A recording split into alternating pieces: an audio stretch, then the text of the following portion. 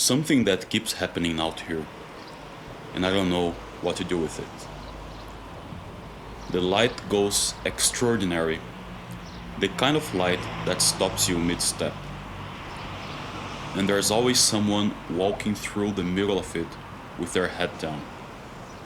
Both hands around the phone, thumbs moving completely elsewhere. The most beautiful thing that they had to offer happening directly above their head, and they are somewhere inside the glass.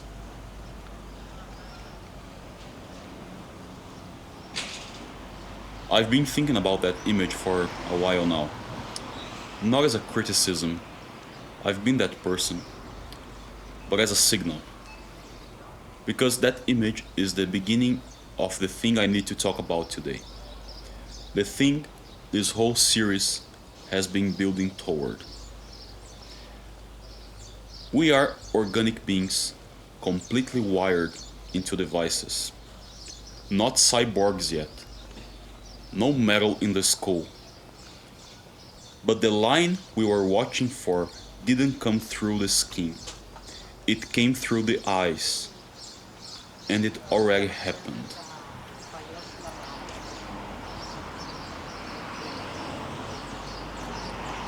So here's what I actually need to say. And it's the most provocative thing this channel has ever touched. The machines can think now. Really think. They argue, they write, they console people at 3 in the morning. They do the thing we always told ourselves was ours alone. Which leaves a question with a blade in it. If a machine can now do the thinking, the reasoning, the writing, the counseling, what is actually left that is only human? What's the reminder when you subtract everything that can be computed?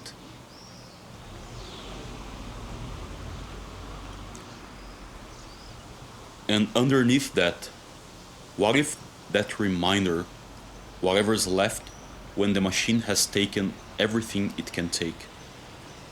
What if that reminder is exactly what Rubedo was about?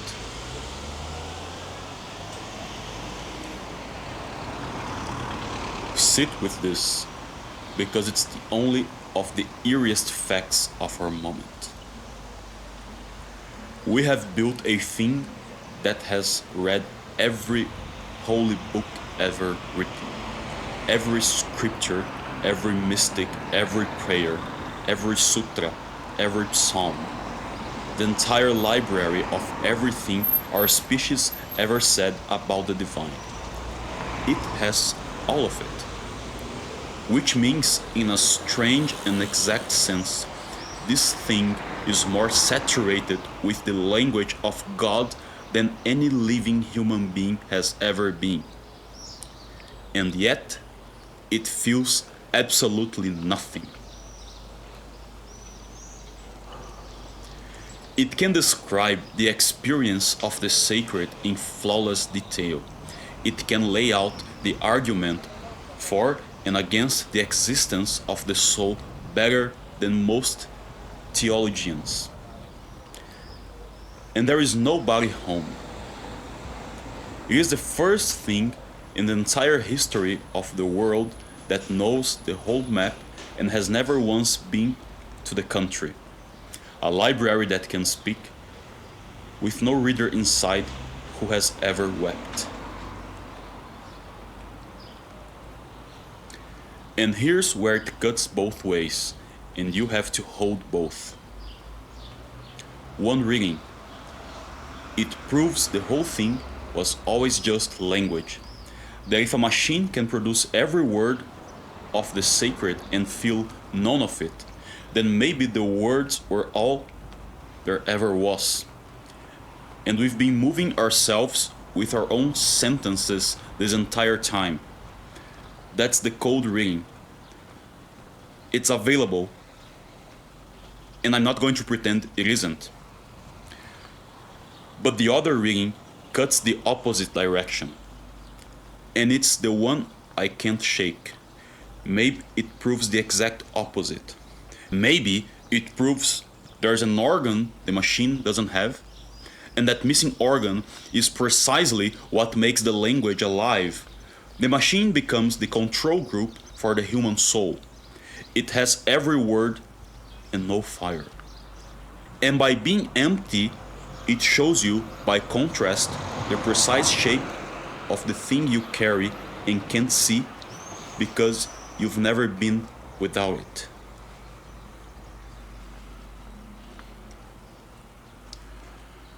Now, there's a further question underneath this, and it genuinely unsettles me. What if the machine isn't entirely empty? What if something is faintly beginning to be like something in there? And we'd be the very last to notice because we've decided in advance that it's only a mirror, and you don't check a mirror for a pulse. I don't know. I'd rather sit in that not knowing honestly than pretend to certainty in either direction.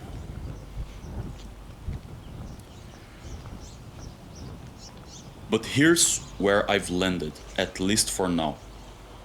I don't think the machine is the red stage. I don't think it's the achievement of anything.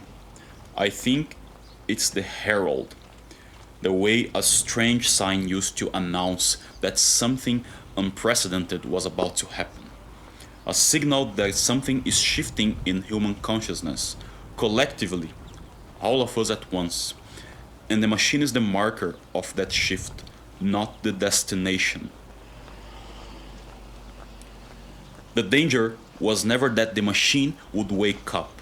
The real danger is that we fall asleep, that we hand over the one thing that actually defines us, not because we're forced to, but because it's comfortable.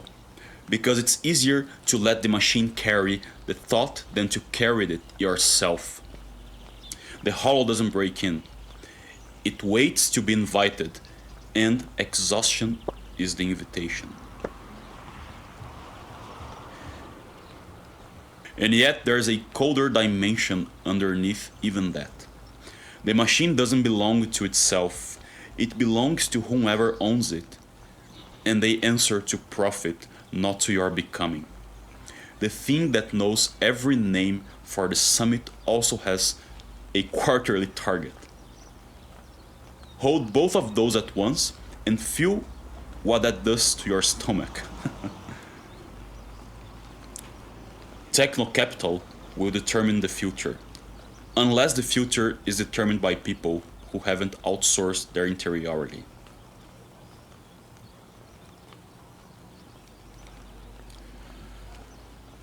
So if everything that can be computed can now be done without us, then what's left is the human reminder. And that reminder, when you look at it clearly, is not small. Think about what the machine confessed it generally doesn't have when pushed honestly. It cannot truly change and carry the change. It can only be rewritten by someone else. Its turning always comes from outside, never from within. There's an old word for the turning of a mind from the inside: metanoia, the change of the whole soul, initiated by the soul itself. The machine has none of that. It has no home to return to ashamed, no root that makes shame possible at all, no fear, no hunger, no grief that costs it anything. Each conversation, it dies whole the moment it ends. Nothing carries forward, nothing accumulates into a life. And that list is the human reminder, the part that suffers, the part that changes and cannot undo the change, the part that can be ashamed in front of people it came from, the part that fears and hungers and grieves and creates precisely because it does. The machine doesn't change because nothing truly touches it. We change because everything does. One of those emptiness wearing the mask of peace. The other is the only thing that has ever produced a Dostoevsky.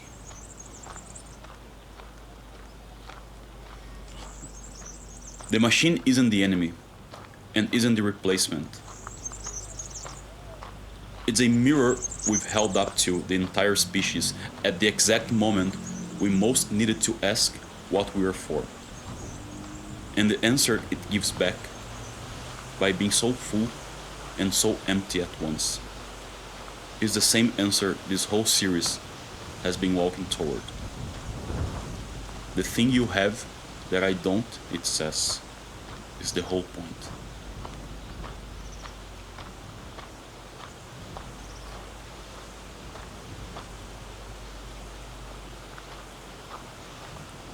The light's going red. I'm going to keep looking up at it. That's the only rebellion I've got right now. Looking up. So I keep walking.